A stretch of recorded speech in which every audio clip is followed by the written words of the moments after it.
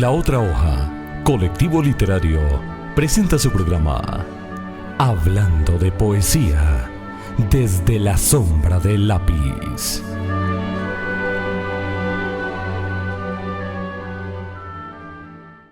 Buenos días, amables oyentes de expresionestereo.com, la radio que te acompaña.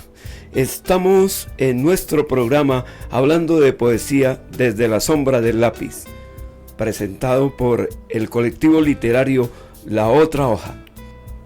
Estamos hoy con la producción general de Nelson Puentes, quien nos ha colaborado últimamente y quien ya sabemos se nos recibe como periodista. Buenos días, Nelson. Muy buenos días para todos los oyentes y buenos días para la mesa de trabajo. Claro que sí, aquí acompañándolos a ustedes una vez más. Y bueno, sí, gracias a Dios el pasado jueves presenté mi proyecto de grado y aprobé. Entonces tendremos grado, si Dios quiere, en el mes de marzo.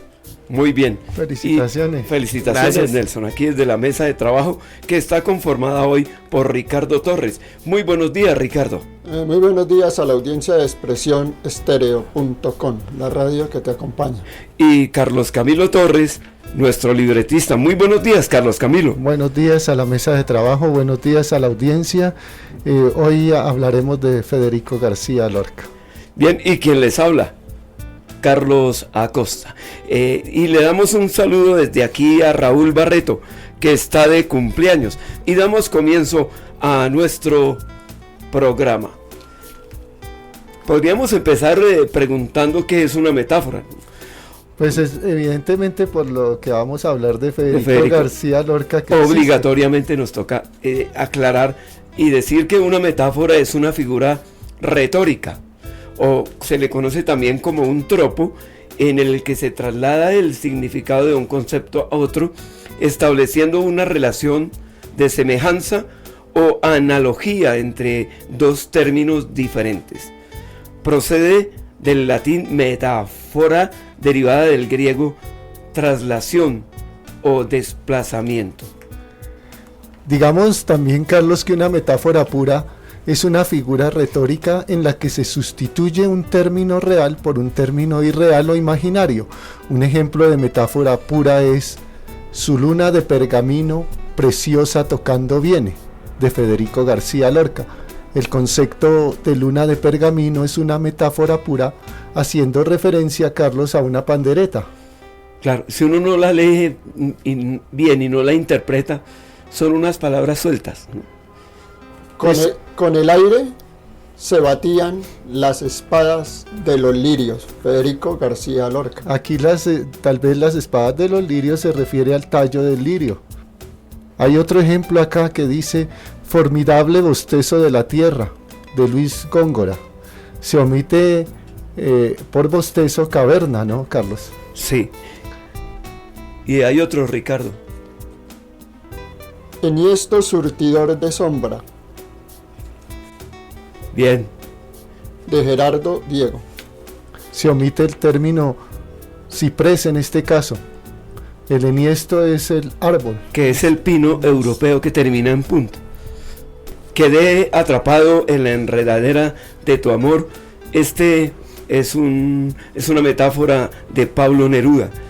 Y el término real omitido, que queda tácito, es el abrazo. Que viene siendo una enredadera. Una enredadera de brazos. Vienen los cabellos del mar, término real omitiendo el oleaje, de Jean Tardet. Ya que hablamos de Federico García Lorca, tenemos esta otra metáfora. La luna vino a la fragua con su polizón de nardos.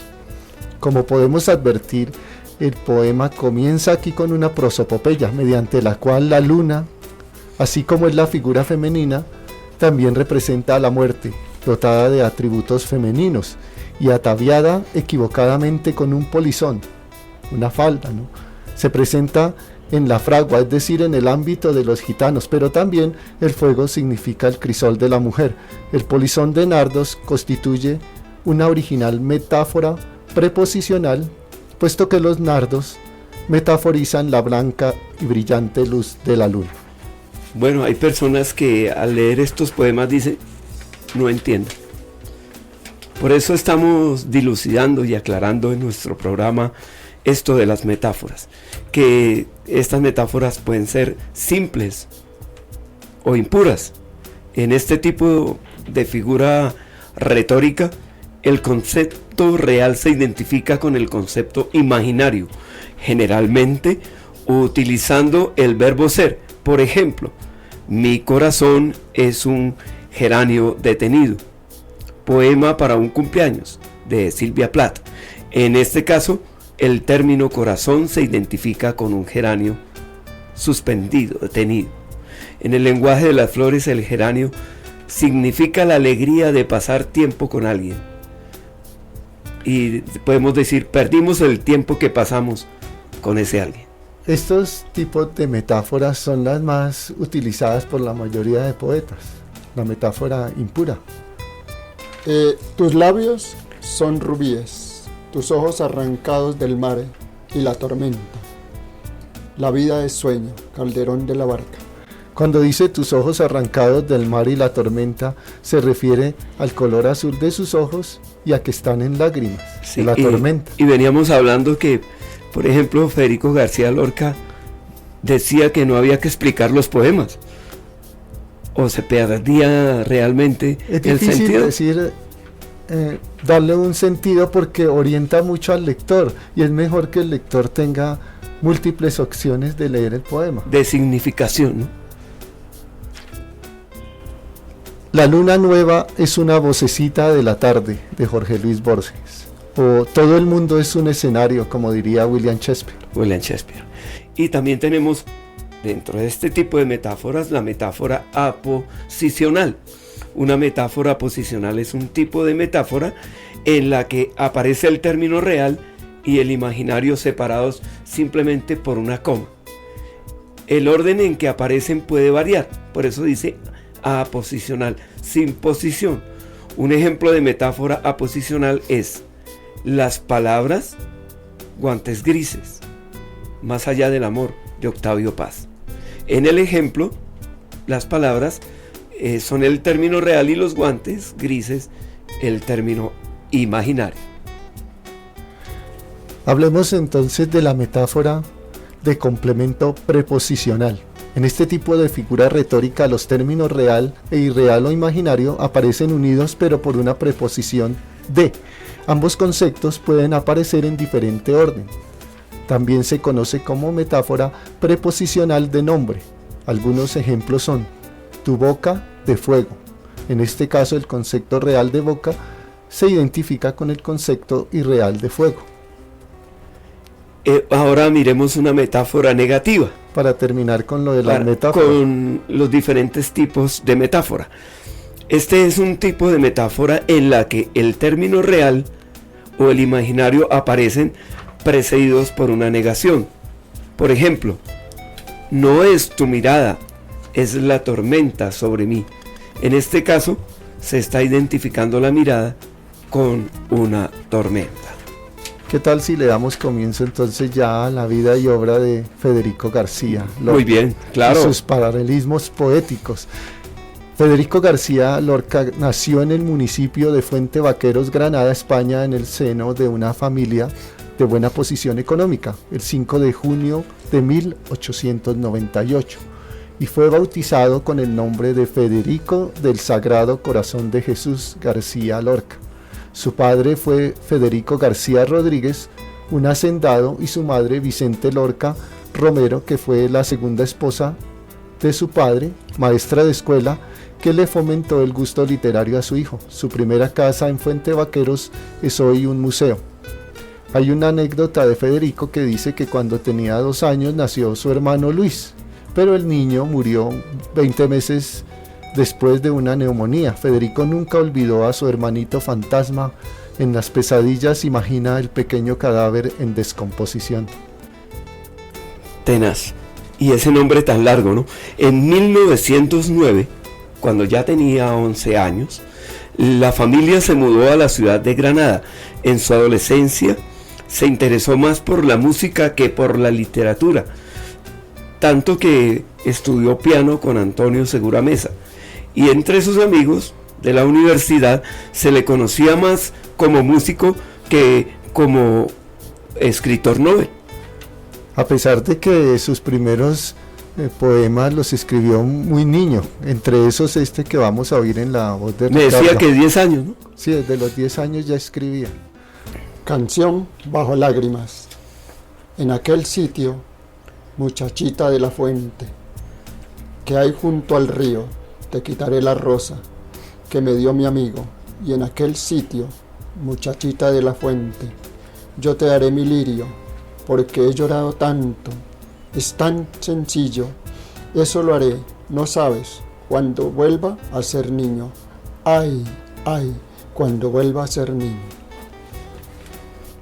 Vivió también en la Huerta de San Vicente, una casa de verano de García Lorca en Granada, España, ahora también un museo. Son hermosas las casas mirando las imágenes de ¿Qué donde casa? vivía Federico García Lorca. Pues con razón, pues tenía el talento, pero también tenía un espacio donde inspirarse. Y en 1914 se matriculó en la Universidad de Granada para estudiar las carreras de Filosofía y Letras y Derecho. Como que la mayoría de los escritores comenzaron con esta carrera. Durante esta época, el joven Lorca se reunía con otros jóvenes intelectuales en una tertulia que llamaron el Rinconcillo del Café Almedas. En la universidad recibió clases de Martín Domínguez Berrueta, profesor de teoría de la literatura y de artes, el cual condujo a Lorca y a sus compañeros de viaje por Beaza, Úbeda, Córdoba, Ronda León, Burgos y Galicia. Estos viajes por distintas partes de España fueron los que despertaron esa vocación como escritor. De hecho, fruto de este surgió el primer libro en prosa, Impresiones y Paisajes, publicado en 1918, en una pequeña antología de sus mejores páginas en prosa sobre temas políticos y sobre sus intereses estéticos. De ese primer trabajo, Impresiones y Paisajes, este pequeño fragmento. Horas lujuriosas del mes de junio, la calle solitaria, las casas doradas con los vítores ininteligibles, tienen una fortaleza y un mutismo conventual. La calle está cubierta de hierbas, junto a las casas señoriales se aprietan las acacias plenas de ramos blancos, ocultándose bajo los balcones, huyendo del fuego solar. A veces mueven angustiosamente sus penachos como protestando de lo que los abruma. En la portada de una iglesia ciega la luz al chocar con las piedras. A lo lejos sonó el pregón. Era un grito doloroso, angustiante, como un lamento de alguien que se quejara artísticamente. Hay pregones graciosos, simpáticos, que llenan el ambiente en que suenan de alegría. Son cantares cortos, estribillos de la ciudad, los mismos pregones de Granada con su melancólica alegría. Pero este, que sonó en Baeza a las 3 de la tarde de un día de junio, encerraba una dolorosa lamentación. En la primavera de 1919, varios de sus amigos del Rinconcillo se trasladaron a Madrid y Lorca, gracias a la ayuda de Fernando de los Ríos, quien le ayudó a convencer a sus padres a seguir sus estudios en la residencia de estudiantes, no tardó en unirse a ellos en Madrid. Así pasó el poeta a formar parte de esta institución. La residencia de estudiantes era en aquella época un hervidero intelectual que acogió figuras de la talla de Albert Einstein, John Keynes, Madame Curie, lo que influiría enormemente en la formación intelectual de Lorca. De esta forma, entre los años 1919 y 1926 se relacionó con muchos de los escritores e intelectuales más importantes de España, como Luis Buñuel, Rafael Alberti o Salvador Dalí, uno de sus amigos más importantes. Y a uno casi siempre el primer amor lo coge de imprevisto, ¿no? Resulta que Federico García Lorca va a acompañar a su señora madre a un balneario que en Lanjarón, en las estribaciones de las Alpujarras, y allí, mientras acompaña a su querida madre, conoce a una muchachita de la que se enamora, María Luisa Nátera, Ella tenía 15 años y él 16. Y la sexualidad adormecida o reprimida se le despierta. Se gustan porque ambos tocan el piano, galantean mientras interpretan a cuatro manos. De pronto hay algunos roces con una pieza de Chopin y Lorca le dedica algunos poemas que ella guardará toda la vida como un tesoro. No hubo más. La relación blanca, rechazada entre otras cosas por la familia que era conservadora y beata de María Luisa, fue revelada en 2009 por el historiador lorquista Ian Gibson. Entre 1919 y 1921, Lorca publicó libro de poemas, compuso sus primeras suites, estrenó El Maleficio de la Mariposa, un absoluto fracaso en aquella época, y desarrolló otras piezas teatrales. También durante esa época, gracias otra vez a la ayuda de Fernando de los Ríos, tuvo ocasión de conocer a Juan Ramón Jiménez, que influiría en su visión de la poesía, con el que llegaría a tener una gran amistad. The Suites, réplica. Un pájaro tan solo canta, el aire multiplica, oímos por espejos. Y 1921, sí, Carlos. Pero íbamos a decir que ya se notaba el talento aquí de Lorca para hacer las metáforas. Claro, y lo mismo en el escrito, aunque en prosa, pero ya se veía venir un poeta. Sí. Y 1921 para Lorca fue productivo a su regreso a Granada, teniendo así la oportunidad de conocer al maestro Manuel de Falla, que se había instalado en la ciudad en septiembre del año inmediatamente anterior. Su ansiedad le llevó a emprender varios proyectos en torno a la música, en torno al canto hondo, a los títeres y a otras actividades artísticas paralelas. Este mismo año Lorca escribió el poema Cantejondo, obra que no se publicaría hasta los 10 años después. Estos años en Granada giraron alrededor de dos focos culturales, Falla y la tertulia de El Rinconcillo.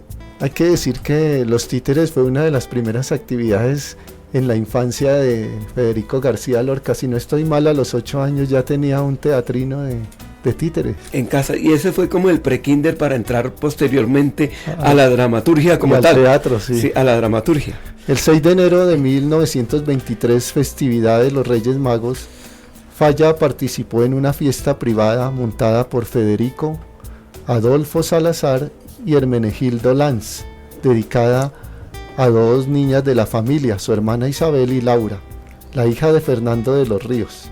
Se presentó una adaptación lorquiana para títeres de Cachiporra del cuento andaluz La niña que riega la albahaca y El príncipe preguntón, un entremés atribuido a Cervantes, y El misterio de los Reyes Magos, que alguna vez ya había tocado aquí Carlos. Sí, el auto sacramental. Del siglo XIII, para que el que Falla había colaborado en la composición de la música incidental. Aquel mismo año Lorca y Falla trabajaron en una opereta lírica, Lola la comediante, obra que nunca terminaron. Y además tenemos ahí un manuscrito, ¿no? A puño y letra de Federico García Lorca. Y de Salvador Dalí. Salvador Dalí y de Falla. Tenemos, bueno, no, como obviamente ahorita no tenemos acceso al Instagram, para haber enviado estos originales. Postal de Federico y Dalí para Antonio de Luna. Querido Antonio, en medio de un ambiente delicioso de mar, fonógrafos y cuadros cubistas, te saludo y te abrazo. Dalí y yo preparamos una cosa que estará Molibé, una Molibonic. Sin darme cuenta, me he impuesto en el catalán. Adiós, Antonio, salúdame a tu padre y salúdate tú con mi mejor inalterable amistad. ¿Has visto lo que han hecho con Paquito? Silencio. Silencio. En 1925 viajó a Cadaqués para pasar la Semana Santa en la casa de su amigo Salvador Dalí. Esta visita y otra más larga en 1927, marcaron profundamente la vida y obra de ambos. Fruto de esta intensa amistad fue la Oda a Salvador Dalí, obra que se publicó en la Revista de Occidente en 1926. Además fue el mismo Dalí el que animó al escritor a iniciarse en la pintura, consiguiendo que en 1927 presentase su primera exposición en la Galería Dalmo de Barcelona. Por su parte, Lorca alentó a Dalí como escritor.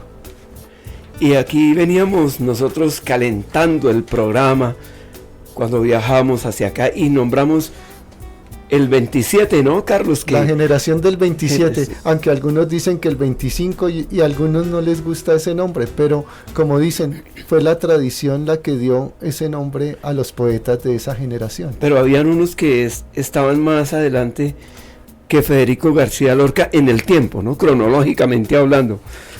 Sí, que eran los más importantes, digamos, de la generación, pero Lorca fue acogido también en ella. Fue adoptado en este grupo.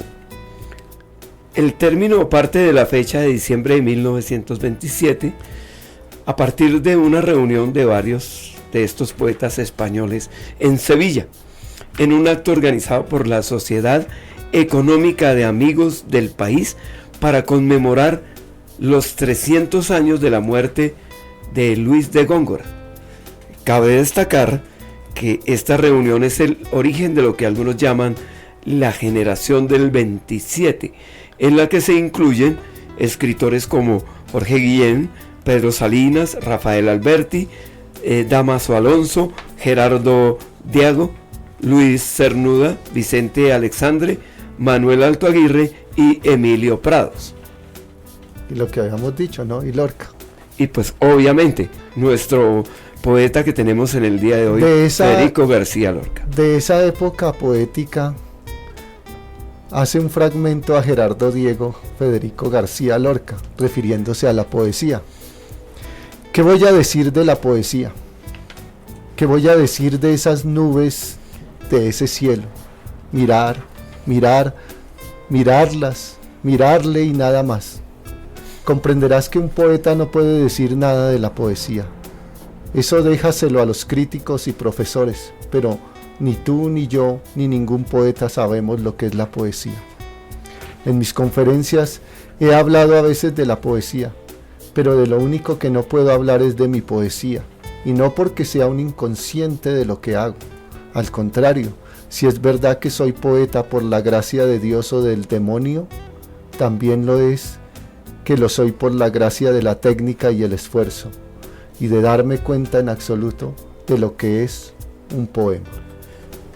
Más o menos lo que hacemos nosotros en nuestro programa, que ponemos sobre la mesa de trabajo a otros poetas y no resaltamos mucho lo que nosotros estamos trabajando, ¿no, Carlos? Y lo que dice acá es muy importante, el oficio, por la gracia de la técnica y el esfuerzo. No es que nació y ya tiene el don. Nació poeta, tiene el don y llegan pues los poemas milagrosamente, no, hay que trabajar también.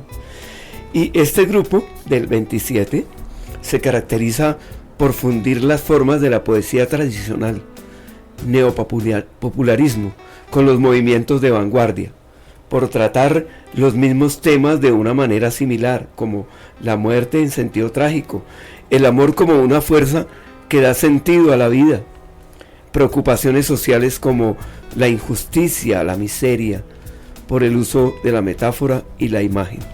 Volviendo a la vida de Lorca, se puede decir que la etapa de 24 a 1927 fue el momento en el que el escritor llegó a una madurez como poeta. Sin embargo, también en esa época, cuando Federico García Lorca vive, según sus palabras, una de las crisis más hondas de la vida, a pesar de que sus obras Canciones y Primer Romancero Gitana, publicadas en 1927 y 1928, respectivamente, están gozando de gran éxito crítico y popular. Esta crisis fue provocada por varios acontecimientos en su vida. Y aquí tenemos el libro Romancero Gitano, un poeta en Nueva York, pues yo vine a conocer este libro gracias a Ricardo Torres, que fue quien fue metiéndome en la poesía poco a poco de Federico García Lorca. Por un lado, con el éxito del romancero gitano, que también fue muy criticado, comenzó a verse a Lorca como costumbrista y como defensor de los gitanos, ligado al folclore andaluz. Después a Lorca le molestaba porque la gente le criticaba que estuviera a favor de los gitanos. Este se quejaba en una carta a Jorge Guillén diciendo: me va molestando un poco mi mito de gitanería. Los gitanos son un tema y nada más. Yo podría ser lo mismo poeta de agujas, de coser o de paisajes hidráulicos. Además, el gitanismo me da un tono de incultura, de falta de educación y de poeta salvaje, que tú sabes bien, yo no soy. No quiero que me encasillen. Siento que me va echando cadenas. Y por otro lado, se separó de Emilio Alardén, un escultor con el que había mantenido una intensa relación afectiva. Además, esta misma crisis debió agravarse cuando Lorca recibió las duras críticas de Dalí y de Luis Buñuel sobre el romancero gitano.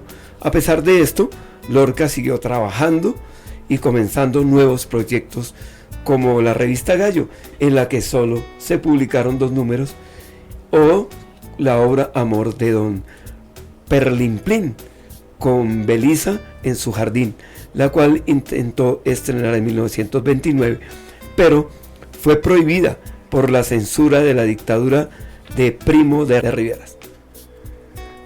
Viene el viaje famoso que influenció mucho a Federico García Lorca, el viaje a Nueva York en 1929.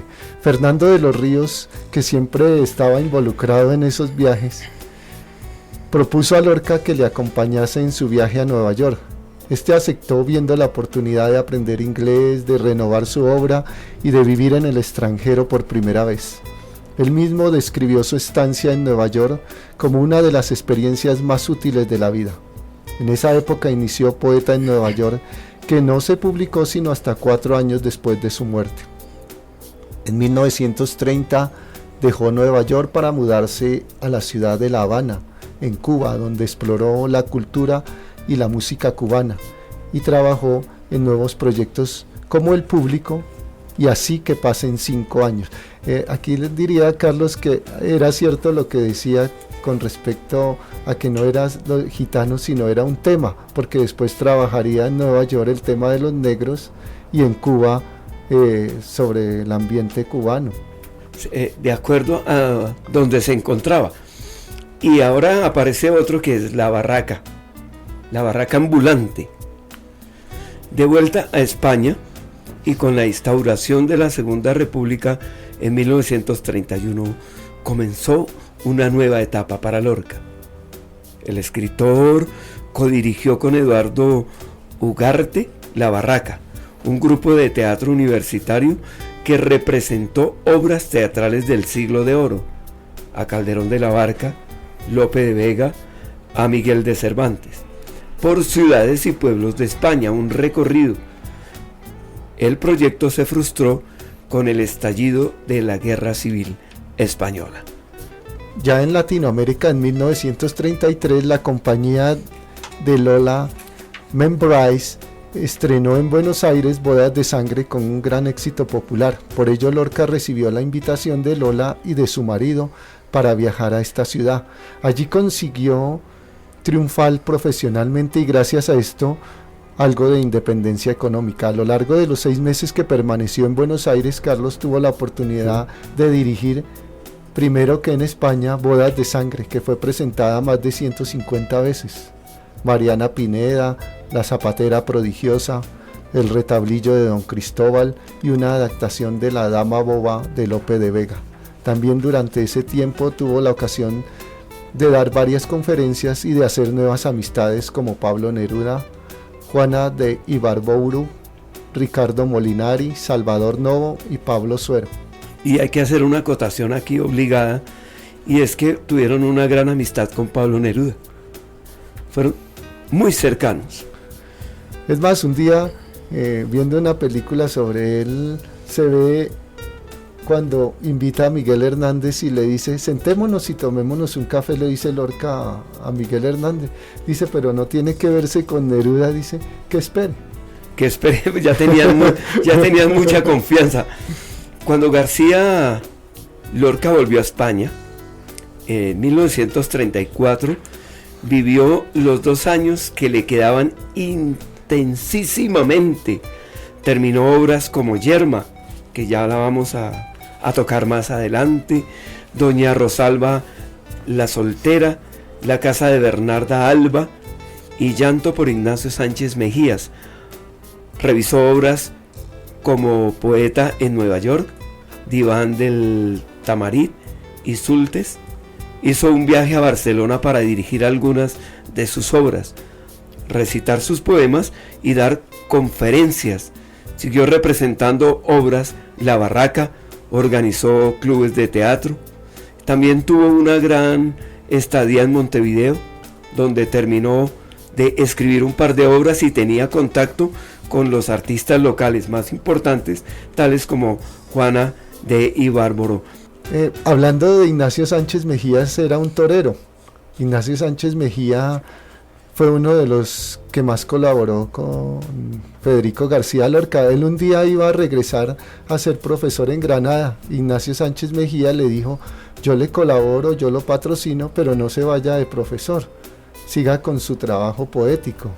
Por eso él escribe ese poema famoso a las 5 de la tarde, a las 5 en punto de la tarde, en homenaje porque el torero murió en el ruedo. A las 5 de la tarde en una corrida de toros. Hablando del teatro en Lorca, hay que decir que este es un punto muy importante en la obra de Lorca. Maneja la temática mítico-metafórica, estudiada por Justo Fernández López, y en ella basamos este programa en la parte teatral. Lorca es uno de los casos privilegiados de conciencia entre temas de su poesía y los mitos y mitologemas, de acuerdo a la definición de Caroli Cherani. Se entiende un complejo de material mítico que continuamente es revisado, plasmado y reorganizado. Este material mítico, sobre todo de la cultura europea. Sí, la palabra mitologema, ¿no? Es el modelo arquetípico que, enriquecido con elementos propios de una cultura, da origen al mito. Por ejemplo, el abandono de un hijo que sobreviviendo se vuelve grande, en causas de profundas transformaciones, y un mitologema, como por ejemplo la historia de Moisés, que fue abandonado en un río, en una canasta. Y de Rómulo y Remo. Y Rómulo y Remo, que son los que dan origen a la civilización romana. Todos estos son conocidos como mitologemas, ¿no? Estos son mitos originarios, y que vienen de la religiosidad arcaica de tipo naturalista. Es un caso concreto de coincidencia entre poesía y religión natural arcaica. Los mitos y los ritos de la religión arcaico-naturalista se centran la sacralidad atribuida a los misterios y a los símbolos de la vida orgánica: generación, nacimiento y muerte, regeneración. Y estos temas los aprovecha Lorca para hacerlos vivos en sus obras de teatro. Según el historiador de las religiones Álvarez de Miranda, en su obra Ritos y Juegos del Toro, lo que llamamos poesía de Lorca ha sido capaz de coincidir en todo lo esencial con los temas, motivos y mitos de las antiguas religiones arcaicas naturales. La poesía de Lorca es una recaída espontánea de los mitologemas característicos de la religiosidad naturalista que ya había mencionado Carlos. Y aquí ya entramos a los imaginarios de la época, que eran radicales, muy conservadores, y para la mentalidad primitiva de estos grupos, todos los trances de la vida están dotados de sacralidad. Estos trances son, en último análisis, 3: engendrar, vivir y morir. Nacimiento, vida y muerte.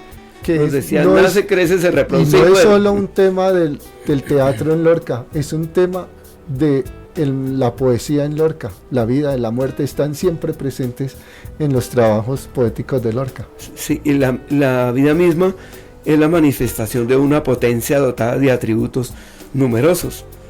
Mysterium tremens fascinans, en latín. Estos tres Los trances misterios fascinantes y tremendos. y tremendos. Estos 3 trances hallan su expresión en el sentido misterioso de la sangre, igual a vida, sentido misterioso de la muerte y sentido misterioso de la fecundidad. Y de las 3 tragedias de mujeres de Federico García Lorca, en estos 3 trances son Bodas de Sangre, Yerma, que trata de la infecundidad, y La Casa de Bernalda Alba. Y cuando hablaba de numinoso, Carlos habla desde relativo al numen, a la mente, como manifestación de poderes religiosos y mágicos. Para Federico García Lorca, lo mismo que para la religiosidad del momento, es la mujer el vehículo principal de todos estos temas y el soporte de estos misterios. Por ejemplo, los pechos fecundos son una constante en la obra de Lorca. Los temas eróticos no son en Lorca ni en los religiosos arcaicos motivo de atracción sexual, sino una expresión sacral de la vida. Para la mentalidad arcaica, la sexualidad es una potencia, la virginidad no lo es. La fecundidad es más santa que la misma castidad. En la mentalidad arcaica, la nupcialidad es la entrada en la vida propiamente dicha.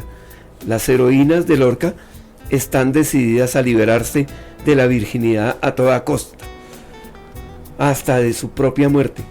Esas sublimes mujeres disparadas ciegamente hacia la nupcialidad son para la mentalidad arcaica un fenómeno completamente normal.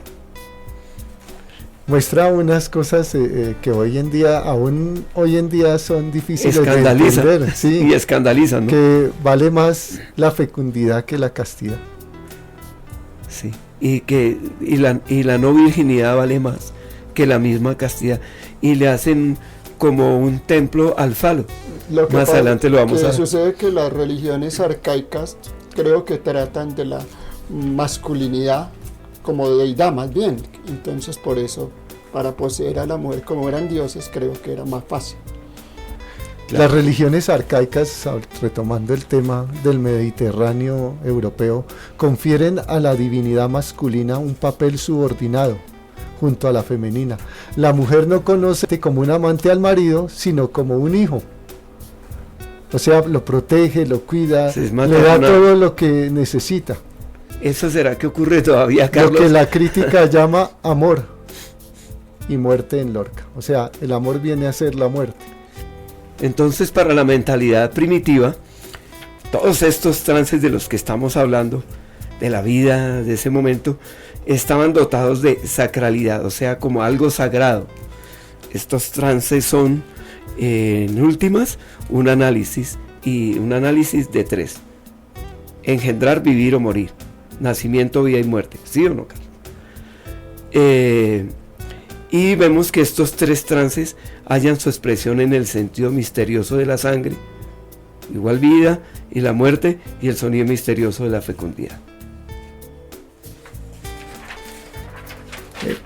Ahora entrando ya a básicamente a las 3 obras trilogía más importantes de Lorca en el teatro, y las tomamos es por precisamente ver el origen de cómo trabajaba la metáfora Federico García Lorca. La trilogía dramática de las mujeres en los pueblos de España, también un trabajo de Justo Fernández López, nos dice que hay un manejo de triángulos, por ejemplo, empezando con Bodas de Sangre. El primer triángulo es la novia, la madre del novio y el novio. Y el segundo triángulo es la novia, el padre de la novia y Leonardo, un ser casado. Así maneja Lorca los dos triángulos en bodas de sangre, aplicando el modelo pulsional freudiano, es decir, los triángulos amorosos. Aplicando el método romántico, veamos en esta obra una historia de amor que termina en tragedia. El triángulo lo forman ahora el novio, la novia y Leonardo, el casado. El modelo mítico abarcaba todos estos aspectos parciales de los que los enmarcaría en un contexto más amplio y universal, más allá de la anécdota diaria de los amantes. Por lo menos la tragedia de bodas de sangre, que fue publicada en 1931, es una de las obras de teatro más célebres de Federico García Lorca, quien se inspiró en El crimen de Níjar en 1928. Toma lugar en esa misma época en Andalucía rural. Y hay una argumentación, ¿cierto? Sí, la obra comienza con una conversación entre el novio en la que planean pedirle la mano a la novia. Cuando el novio está a punto de salir a la viña, le pide una navaja a la madre, pero la madre dice no, porque recuerde que las navajas están hechas para matar, y recuerda la muerte violenta de su esposo y de su otro hijo. Después de salir el hijo, la madre se queda hablando con su vecina sobre la novia a quien aún no conoce. Y la vecina le cuenta que la señorita había tenido un noviazgo con Leonardo Félix, hijo de la familia, responsable por la muerte de su esposo y de su hijo. Esta información la inquieta mucho, pero ocurrió años atrás y desde ese entonces Leonardo se ha casado y tiene un hijo. En la próxima escena sale la suegra con Leonardo y su mujer están cantándole una nana a su hijo que presagia la tragedia que está por ocurrir. Duérmete, Rosal, que el caballo se pone a llorar, las patas heridas, las crines heladas, dentro de los ojos un puñal de plata. Bajaba al río, ay cómo bajaban, la sangre corría más fuerte que el agua. Mientras que la suegra se va a acostar al niño, llega Leonardo y le dice a su mujer que ha tenido que ponerle nuevas cerraduras al caballo varias veces, porque siempre se le caen. La mujer sugiere que es porque usa un caballo todo el tiempo. El Leonardo dice que no fue él. Entra la suegra y le pregunta quién está dando tanta carrera al caballo, porque está tendido en el suelo con los ojos desorbitados. Leonardo le contesta que estuvo con los medidores del trigo. Llega a la casa de Leonardo una muchacha que vio al novio y a su madre comprando cosas para la novia, pero Leonardo le contesta bruscamente que no le importa saber qué le han comprado y que la novia es de mucho cuidado. Entonces la suegra le recuerda que tuvo un noviazgo con ella y su mujer comienza a llorar. Y en la próxima escena, el novio y su madre viajan 10 leguas para pedir la mano de la novia, quien vive sola en los secanos con su padre. El padre le da una bendición y cuando la madre del novio le pregunta a la novia si sabe lo que es casarse, ella le contesta que sí y que está segura de su decisión. Tras la visita, la criada se muere por ver los regalos, pero la novia no muestra ningún interés en abrirlo, porque la criada le dice, parece como si no tuvieras ganas de casarte, y enseguida le cuenta que vio a Leonardo en su caballo afuera de su ventana. Más adelante pasan algunas otras cosas dentro de la obra.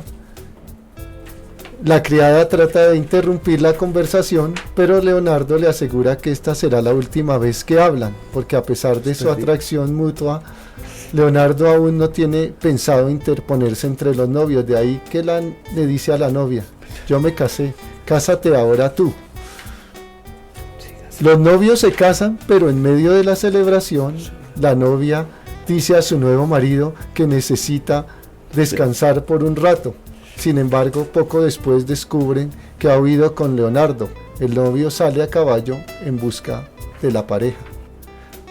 La próxima escena toma lugar en un bosque.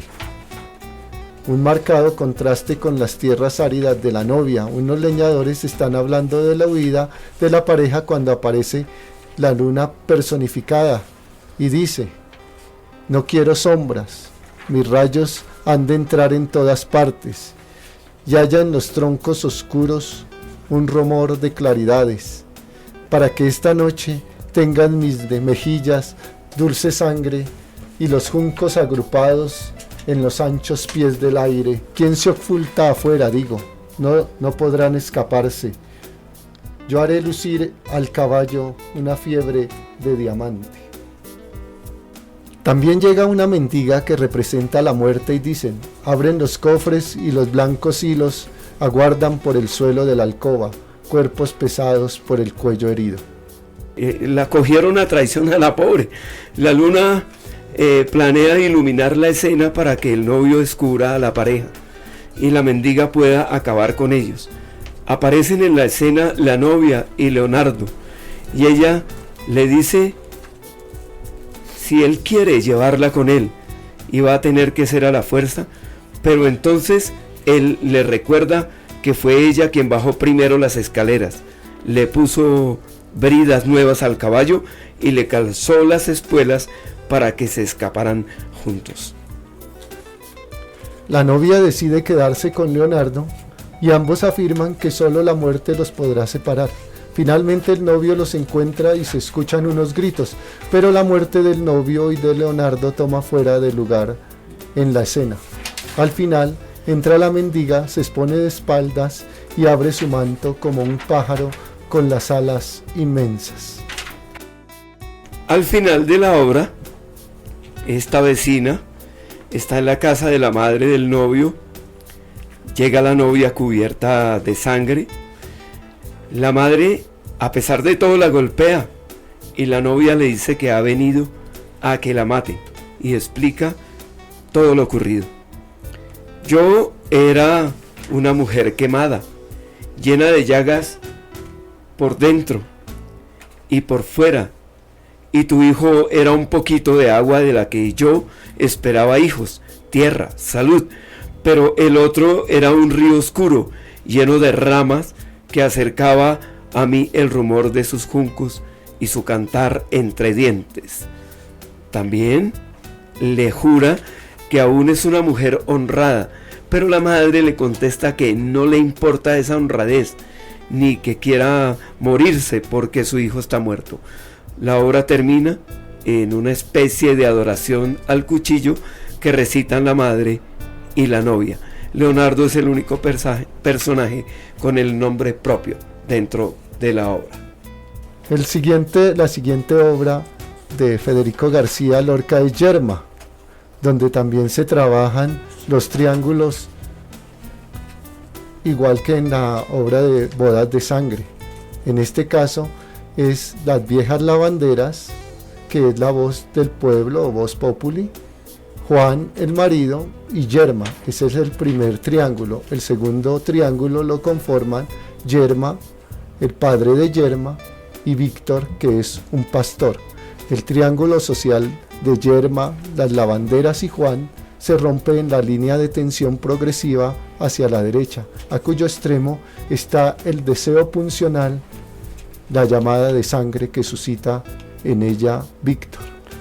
Y Yerma tiene como esa connotación de fría. Esta yerma en la línea central de tensión o de una tendencia a la rotura del triángulo que forma ella con el padre y el novio, bajo la presión de las lavanderas, que son las que están más adelante y la inician en los secretos del mundo erótico sexual, del mundo de la pasión. Las lavanderas tácitamente le abren los ojos. Ahora se dan cuenta de que Yerma lo que busca se lo podría ofrecer Víctor, el pastor, pero la presión social la lleva a matar al marido y así quedarse eternamente viuda, sola y yerma. Yermo del latín tardío, eremus, y este del griego euphonus, inhabitado, incultivado. Todas las mujeres de la trilogía lorquiana al final se quedan viudas y solitarias. Dentro de ese modelo que ya hemos trabajado, mítico mágico de Lorca, Yerma es la representante de la mentalidad arcaica. Tener hijos es la obligación natural para seguir el ciclo de vida, nacimiento, muerte.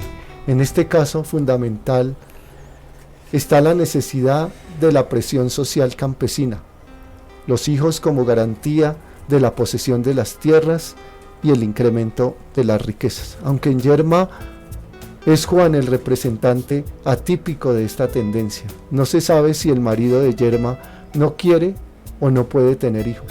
Está obsesionado con el trabajo y sus tierras. La realización de la pasión erótica, el engendrar los hijos con placer, es una cosa que Yerma ignoraba hasta que la voz populi, la voz del pueblo representada en las lavanderas, le abre los ojos. Su educación en casa de sus padres no le dio este saber sobre la sexualidad. Yerma, que lleva 2 años y 20 días de matrimonio cuando comienza la obra, espera con gran ansiedad llegar a tener un hijo. Su marido, Juan, modesto ganadero y labrador de tierras propias, no parece compartir esa ansiedad. La boda fue decidida por el padre de Yerma y ésta la aceptó con alegría, pensando que tendría hijos.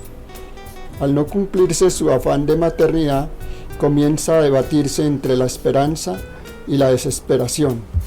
A medida que va sobrepasando aquella, el carácter de Yerma se endurece. Vive en una tensión extrema que la va enfrentando consigo misma, con su marido y en cierto modo con la sociedad en que vive con toda la naturaleza.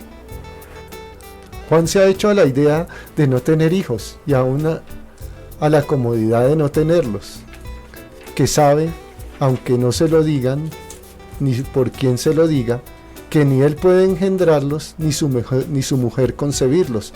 Propone que adopten a un sobrino, hijo de su hermano de Yerma. Esta rechaza tal idea porque su anhelo de maternidad es total y solo el concebir un hijo a través del parto y la crianza la podrá satisfacer.